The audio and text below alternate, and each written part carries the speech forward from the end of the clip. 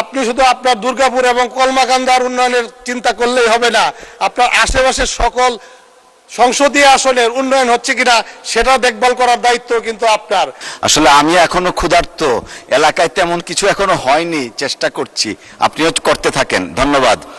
আলোচনায় অংশগ্রহণ করবেন ময়মনসিংহ 1 আসন থেকে নির্বাচিত মাননীয় সদস্য জনাব সালমান ওমর। জনাব সালমান ওমর, আপনার সময় 5 মিনিট। ধন্যবাদ আপনাকে। বিসমিল্লাহির রহমানির রহিম।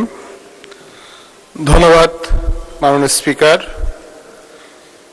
প্রথমে ধন্যবাদ জানাই মাননীয় প্রধানমন্ত্রী জনাব তারেক রহমানকে। ধন্যবাদ জানাই মাননীয় অর্থমন্ত্রীকে একটি জনবান্ধব ও ব্যবসা বান্ধব বাজেট ঘোষণা করার জন্য।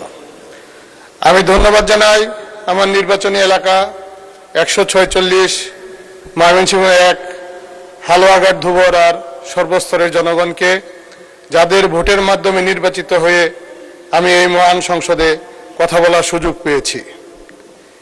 মাননীয় স্পিকার, আমাদের যারা ট্রেডিং ব্যবসায়ী আছে আমরা তাদেরকে প্রায়ই দেখি ভ্যাটের সমস্যা নিয়ে তারা বিভিন্ন ধরনের সমস্যার সম্মুখীন হন। আমাদের এই ভ্যাটের প্যাকেজ আওতায় অনেক সময় এটা চালু থাকে, অনেক সময় এটা বন্ধ থাকে।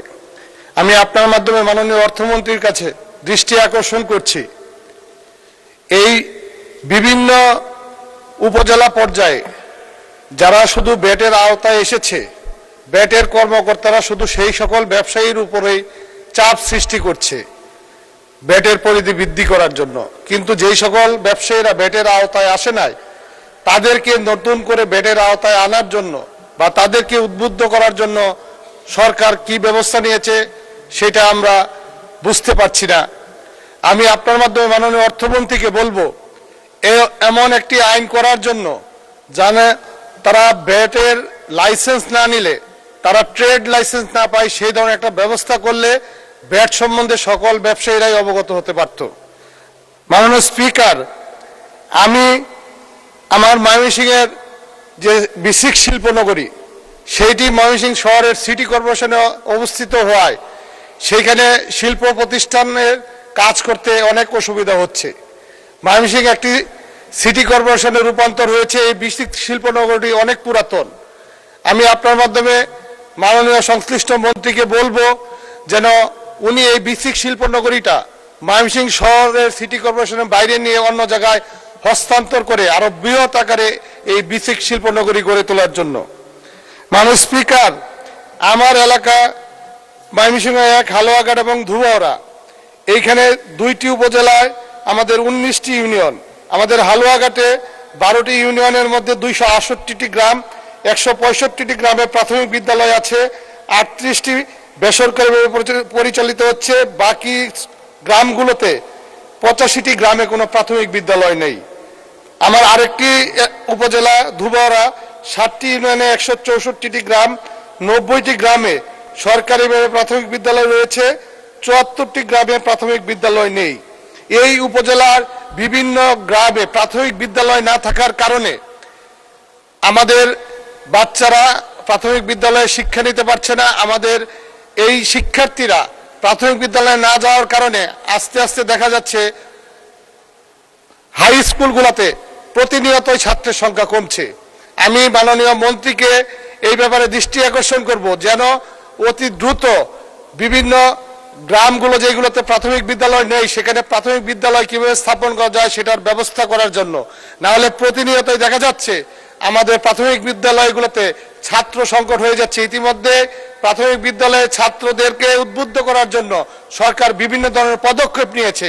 পাশাপাশি সেই বিষয়টিও খেয়াল রাখতে হবে, আমাদের প্রাথমিক বিদ্যালয় একটি থেকে আরেকটি বেশ অনেক দূরে, ছাত্ররা পায়ে হেঁটে এই 4-5 কিলোমিটার এলাকায় তারা স্কুলে যেতে চায় না। মাননীয় স্পিকার, আমাদের এই হালুয়াঘাট এবং ধুবরা সহ সারা বাংলাদেশে মাদকের যে ব্যাপক হারে মাদকের সমস্যা বেড়েছে, আমি মাদক দ্রব্য নিয়ন্ত্রণ অধিদপ্তর তারা কোন উপজেলায় প্রতি মাসে তারা 1টা-2টা করে তারা অভিযানে যায়, যেই কারণে আমরা এই মাদকের যে সমস্যা সেটা থেকে বেরোতে পারছি না। মাননীয় স্পিকার, মাদকের ব্যাপারে সরকারের আরো কঠোর থেকে কঠোর পদক্ষেপ নেওয়া উচিত, যেন বাংলাদেশ থেকে মাদকের এই সমস্যা চিরমূলে নির্মূল করার ব্যবস্থা করার জন্য প্রয়োজনীয় পদক্ষেপ নেওয়ার জন্য আমি মাননীয় স্বরাষ্ট্রমন্ত্রীকে আমি অনুরোধ জানাচ্ছি। মাননীয় স্পিকার, আমার 2টি উপজেলায় 2টি পুলিশ ফাঁড়ি একান্তভাবে প্রয়োজন। আমার মূল উপজেলা থেকে আরেকটি ইউনিয়নের প্রায় 23 কিলোমিটার দূরে। এই দূরত্বের কারণে আমি মনে করি আমার 2টি উপজেলা হালুয়াঘাট এবং ধুবুয়ারায় 2টি পুলিশ ফাঁড়ির প্রয়োজন। জি, আপনাকে আরো 2 মিনিট দেওয়া হলো, ধন্যবাদ।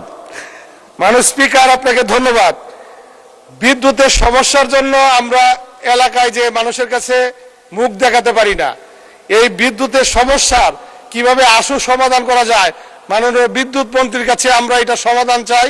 কারণ এলাকায় গেলেই মানুষ নানা ধরনের কথাবার্তা বলে। মাননীয় স্পিকার, আপনি জানেন আপনার সীমান্তবর্তী এলাকা, আমারও সীমান্তবর্তী এলাকা, পাহাড়ি ডলে প্রতিনিয়ত পানি এসে পাহাড়ি ডলে আমাদের রাস্তাঘাটের ব্যাপক ক্ষয়ক্ষতি করে ফেলে। আমাদের রাস্তাঘাটের অবস্থা খুবই খারাপ। আমার হালুয়াঘাট পৌরসভা আছে, কিন্তু 2018 সালে পৌরসভা প্রথম নির্বাচন হওয়ার পরে এখন পর্যন্ত একটি ড্রেনেজ ব্যবস্থা নাই। মানুষ যেভাবে ছবি তুলে ফেসবুকে পোস্ট করে মনে করে যে ড্রেনেজ ব্যবস্থা আমরা এটার জন্য দায়ী, কিন্তু বিগত সরকারের আমলে যে কোনো ধরনের কাজ হয় নাই সেই ব্যাপারে কেউ কিন্তু কোনো কিছু বলছে না। এই প্রতিনিয়ত ড্রেনেজ ব্যবস্থার কারণে মানুষের চলাচলের খুবই সমস্যা হচ্ছে। এই পৌরসভাগুলো উন্নয়নের জন্য বিশেষ বরাদ্দর আবেদন করছি। মাননীয় স্পিকার, আমি আপনার মাধ্যমে বলতে চাই, আমাদের সরকারের যে ফ্যামিলি কার্ড, কৃষক কার্ড, এগুলো যেন সমভাবে বন্টন হয়।